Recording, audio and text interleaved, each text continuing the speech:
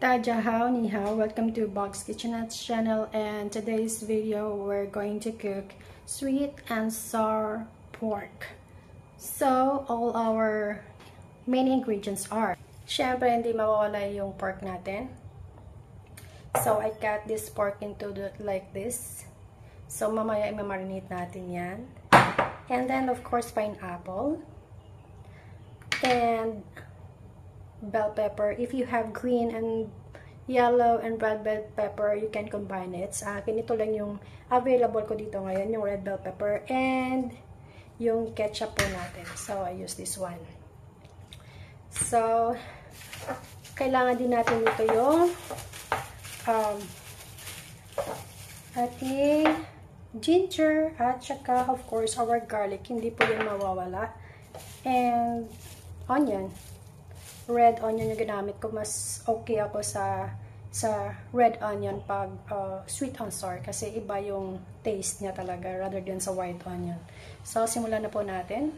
So, first, we're going to marinate our pork. Siyempre, naugasan na po natin to at kinakat na nito sa ganito kaliit. So, we're going to fry this. So, we're going to marinate it first.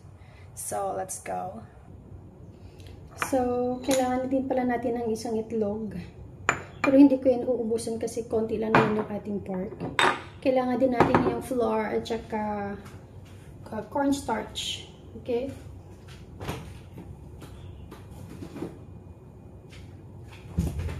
So, first, we're going to add white pepper. And we're going to put a little bit of salt. Ganito lang siya guys, huwag niyo masyadong damihan. So, and then, we're going to add the soy sauce. Konti lang. Like this.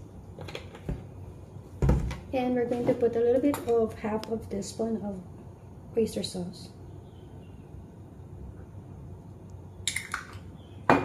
And we're going to put a little bit of sugar.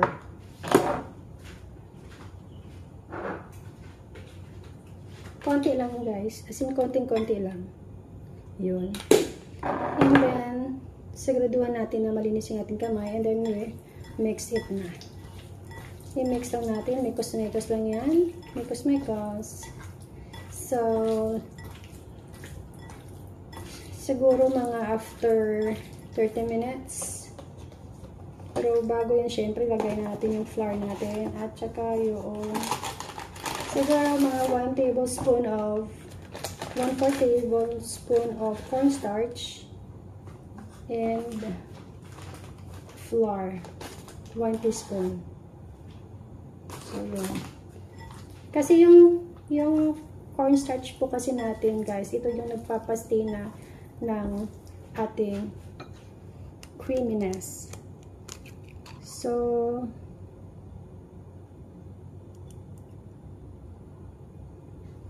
nilagay ko pala dito yung ating white egg lang.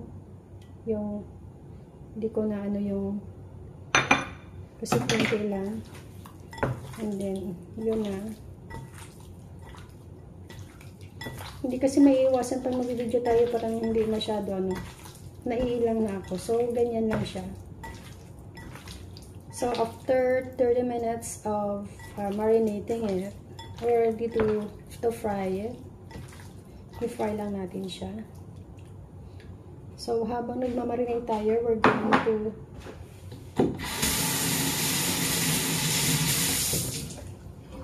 of course, we're going to prepare our ingredients for our next. Of course, kailangan natin ng ginger.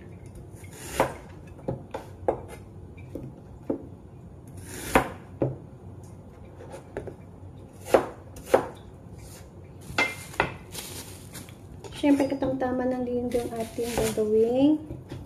Yan. So, ganito lang guys. Pinaka-simple steps lang to. Sundan nyo lang to and it will be okay. So, So, ganito lang siya. And then, we're going to cut into half. So, ito na siya. Like this. And we're going to set aside.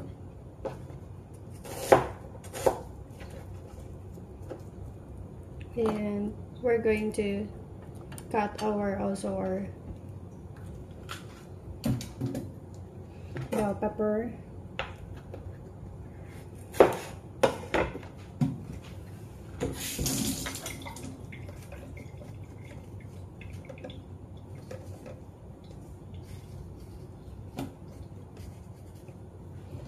Magiging colorful yan kasi pag madami kayong, so parang ganito lang siya pag slice nyo, parang ganito lang. So okay na yan siya.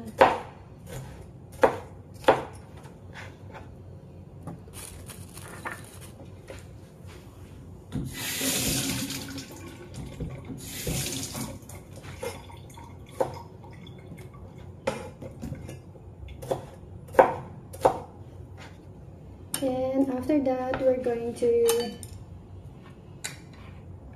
cut also our, I want two only, so I don't like to finish it all because konti lang naman yung aking, so kinakat ko na yung ating pineapple into like this one. So we're going to set aside it.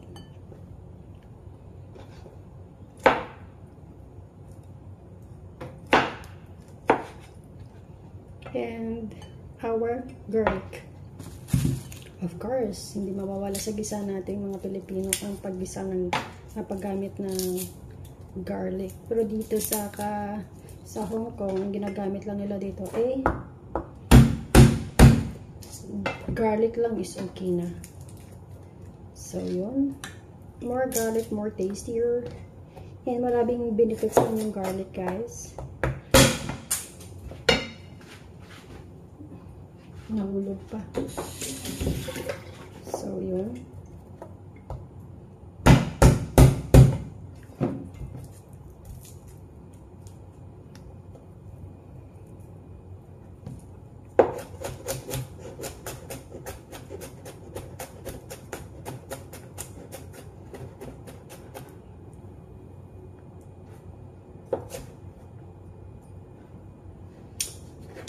So, let's go.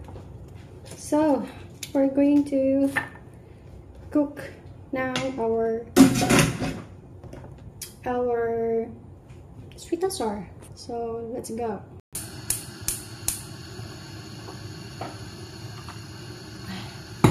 So, we're going to add oil in our pan. So, iprito natin siya. So, hindi ko na siya sa inyo kasi alam niyo din yung pag-iprito.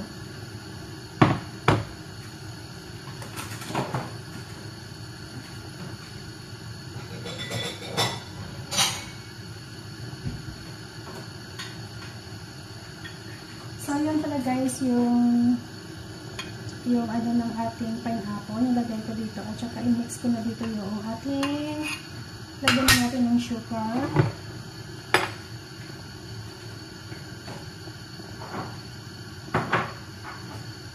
Sugar and tomato sauce. So, yan. I-mix lang natin yan. And we're going to put sugar.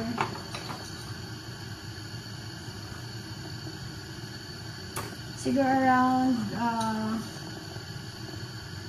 1 tablespoon or half tablespoon. Depende sa inyo kung ano kadami. So, kayo na po yung magtansya dyan. So, ayan. Mainit na yung ating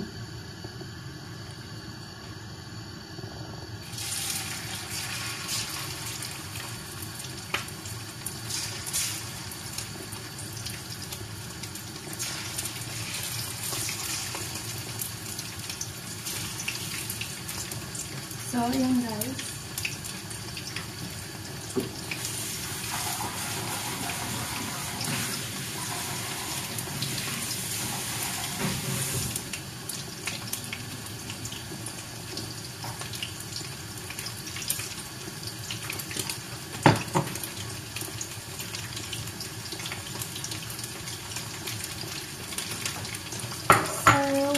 waiting for our pork, we're going to mix this one.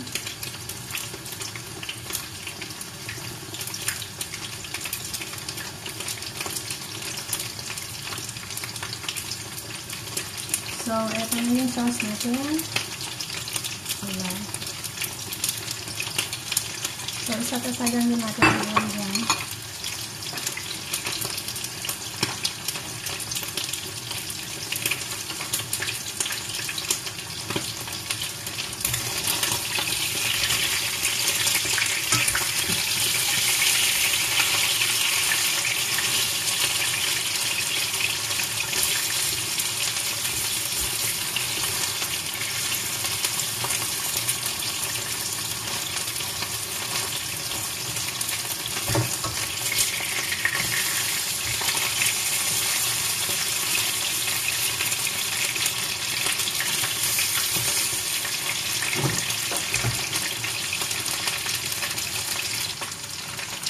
So, malapit na yung maluto yung ating pork.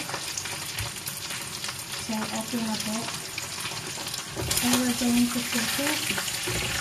Ilagay lang natin dito, guys, yung ating pork.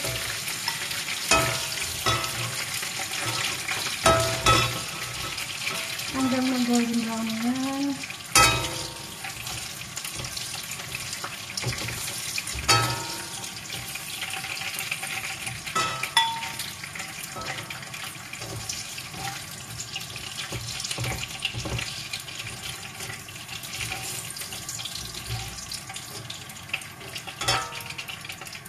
So, isa-isa natin. Okay. And now, we're going to cook the sauce.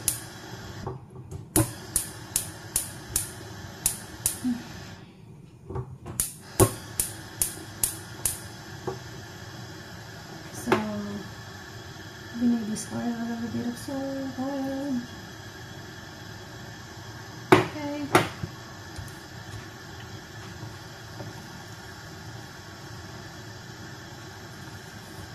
So, we added ginger and the garlic, and then when aroma comes out, and then pwede natin ilagay yung ating mga parang apple, bell pepper, at saka yung red onion. So, okay na po siya. Nilagay na po natin to. Our pineapple. Bell pepper. Ayan. Lagay na natin lahat. And we're going to this.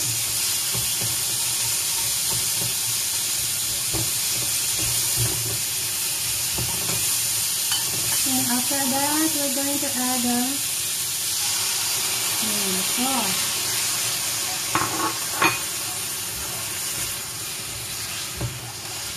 And let it cook for 1 minute. In a high or medium heat. Of course, you're going to taste it, or how sweet is that one, if it's okay or not okay.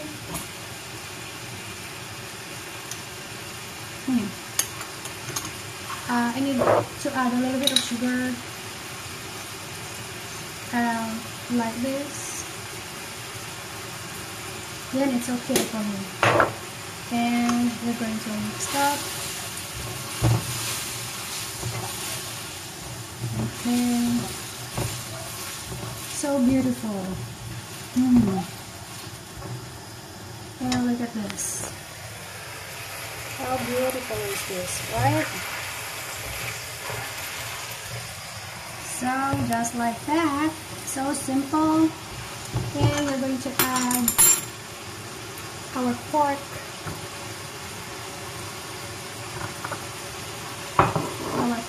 And add it up.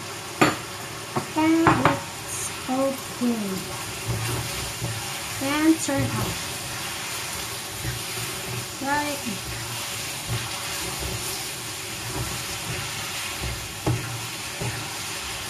Then it's okay.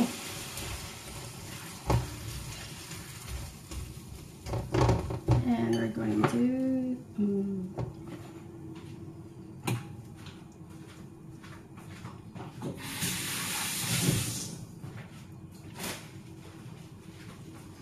Madali lang gawin, di ba? So, ayan. Ito na natin sa ating lalagyan. Look how beautiful our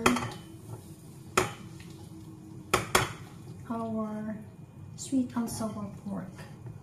Ito ay napakabilis lamang lutuin, mga mi, mga beshi. So, yan. So, tingnan nyo naman. So, tingnan nyo mga mi. Tingnan nyo ating niluto, yung final product natin. So, nakapakasimple lang lutuin. So, tara, let's eat our lunch. Thank you for watching. Bye.